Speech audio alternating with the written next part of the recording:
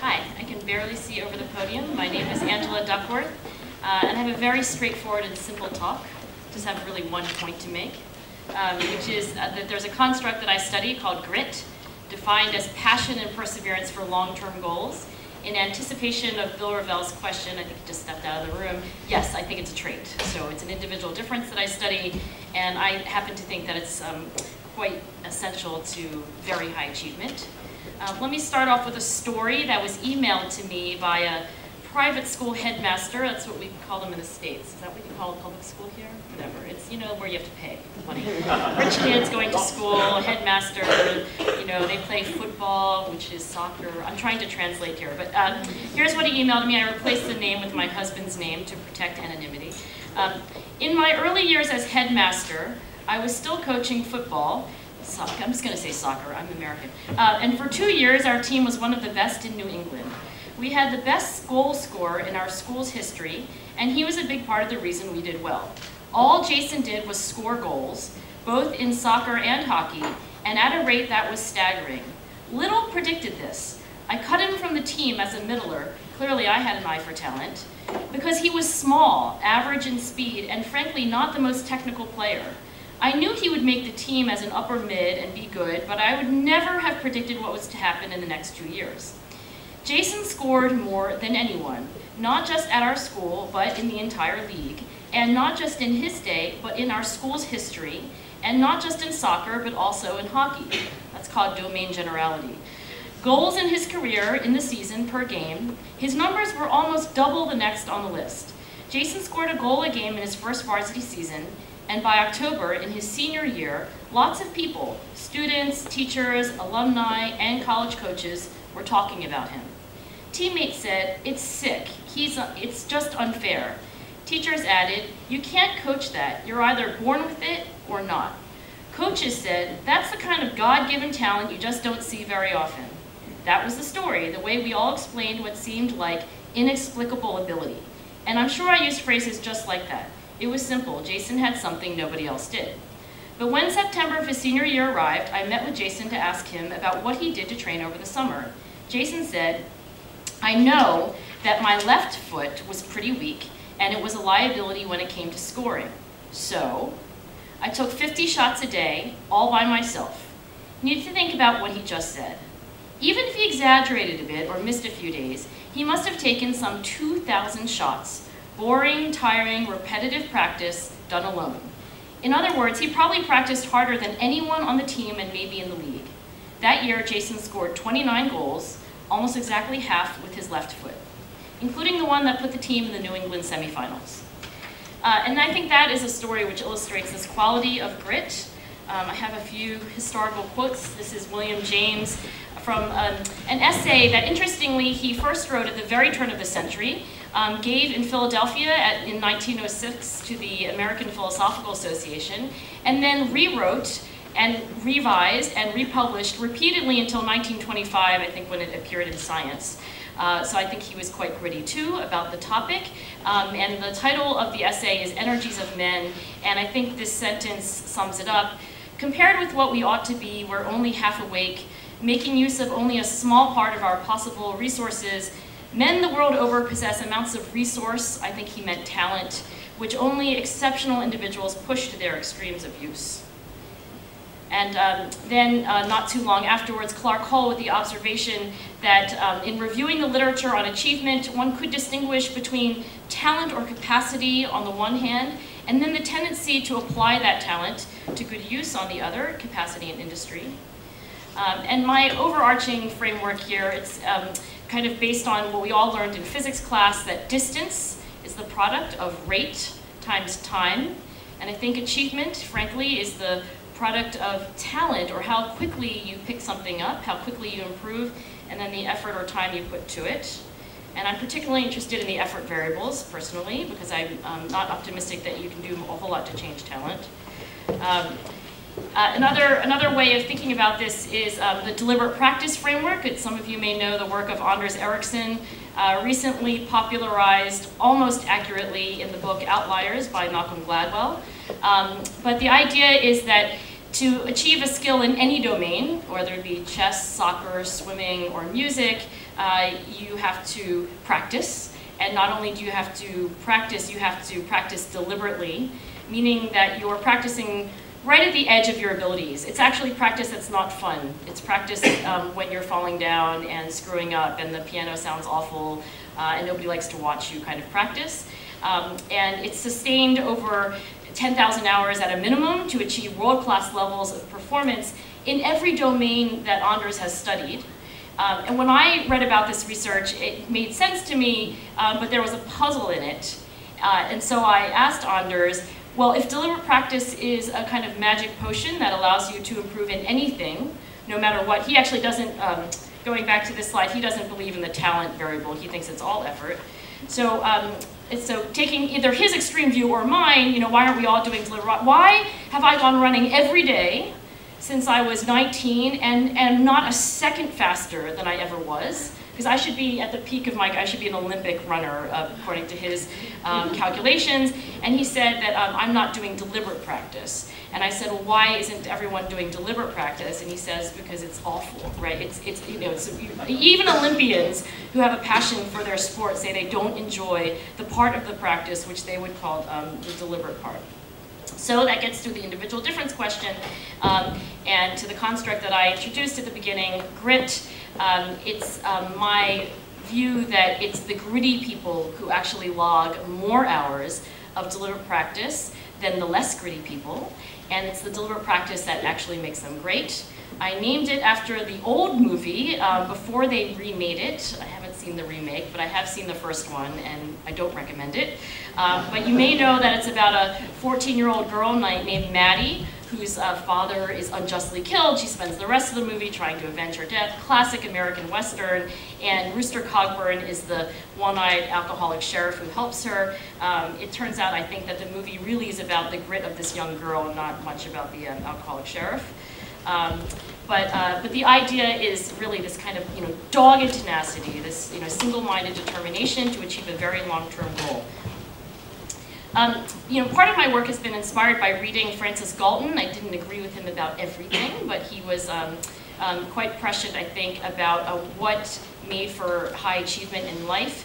And in his book, Hereditary Genius, he said, really, the truly eminent, and he distinguished carefully between the truly eminent and the 4.0 perfect grade point average. The truly eminent in terms of really making a contribution, adding value, either through innovation and opportunity or otherwise to society, that the truly eminent aren't just self-controlled people, they have ability or talent, combined with zeal, which I call passion, and the capacity for hard labor, which I call persistence. Charles Darwin, who was Galton's half-cousin, wrote back to him after reviewing the book that he always maintained that men didn't actually differ much in talent or intellect, but actually only in passion and perseverance, or in his words, in zeal and hard work.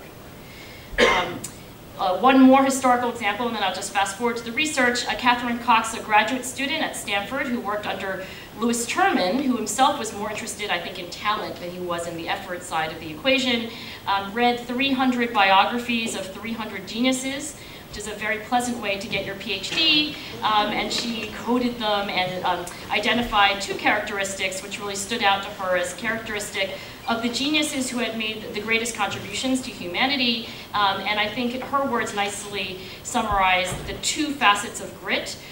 One is that you are not seeking something fresh because of novelty, not looking for a change, not a dilettante, would be the way I would say. And then the second, maybe more obvious facet, which is the tendency to persevere and be tenacious in the face of obstacles.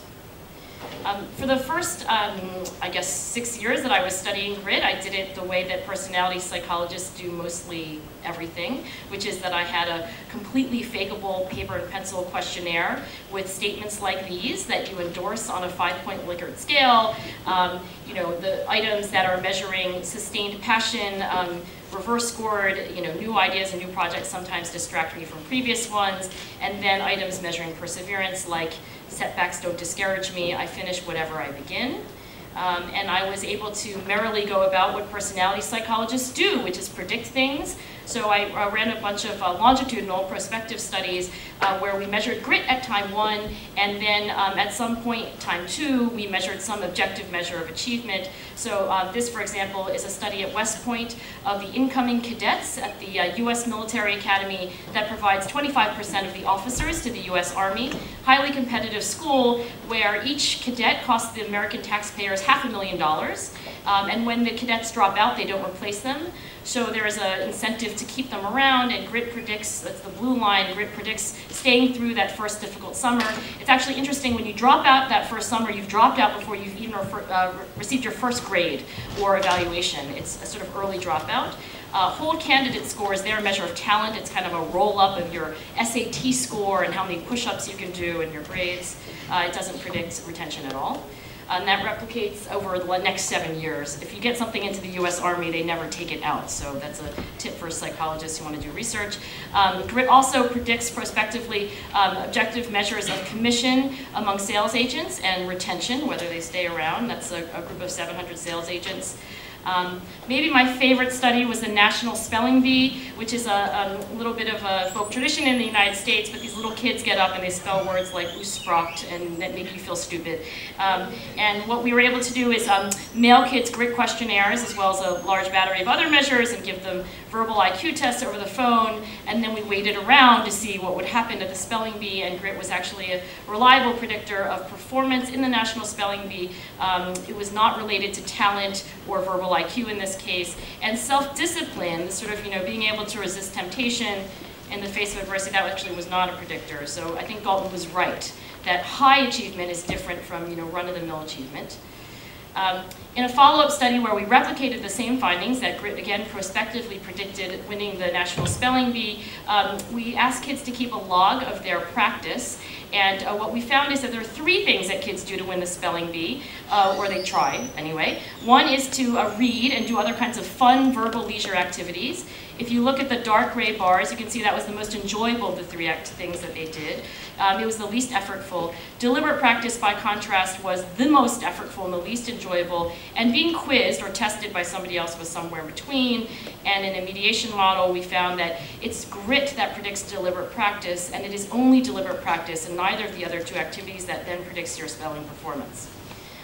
Similarly, in a prospective study, Teach for America teachers, grit predicts performance measured by gains on students' achievement test scores. And just as a parenthetical note, being optimistic then predicts grit, and happiness plays a role as well. Happy teachers have kids who learn more. But the question that I'm asked by people who are not in academia is, so what? Because I run a small company and I want, you didn't have to convince me that grit matters, but you do have to convince me that we can measure it. How do I do it without a fakeable questionnaire? We went to a study that was done in 1984 by ETS. These are standardized test makers in the United States, and they had a scale for coding somebody's biographical record, actually in this case high school students, for the evidence of what they called follow-through. I think it really is grit. You essentially give more points for multiple year activities, and then more points for progress or achievement in those activities. That's the rubric. And we, just to quickly run through the study results, we have 2 samples of novice teachers being placed in underserved communities, so it's a hard job, right? These are high school and middle school teachers, primarily who are just coming out of college, and if you look at their grit scores, you get only a few people who have a 6 out of the top scale of 6. Using this kind of autobiographical record of grit, no questionnaire was administered, we were able to predict retention through the year, as well as teacher effectiveness. And in a second study of novice teachers in similar demographic or similar demographic school districts, we again predicted teacher effectiveness. There was no dropout that year, so we didn't predict that. There's no variance. And I think one of the things that I'm finding over and over again is this measure of effort or grit is unrelated to talent. So these seem to be, like rate and time, really orthogonal. Grit is unrelated to SAT score in our study and unrelated to GPA. And the one caveat, this is my last finding to show you, that when you're coding people's biographies, you have to code what they care about. So you shouldn't be measuring, grit in piano playing if I'm, assessing Bob Hogan's CV, unless you're, I don't know if you're a piano player, but I'm assuming you're not. So you have to measure what people are demonstrating their grit in. So we did a study for Wharton of their MBA applicants, and we coded their applications, and there we find that their college extracurricular grit doesn't predict anything, but when we interviewed MBA students, they told us they don't give a shit about their, oh look, I do curse. Gosh, somebody just told me that I curse during my presentations, I guess. But really, it's career changes. So it's frequent career changes, which are really the opposite of grit. It's sort of, to me, a sign of being something of a dilettante. Changing industries is actually an inverse predictor of how you do at Wharton as measured by your first year GPA. By the second year, nobody cares a hoot about their GPA, so, but we'll see what happens in the second year when we follow up. And then to end on a quote, it seems that Martha Graham, the great American choreographer, came to the same conclusion as Anders Ericsson, but she had a lot more fun doing it.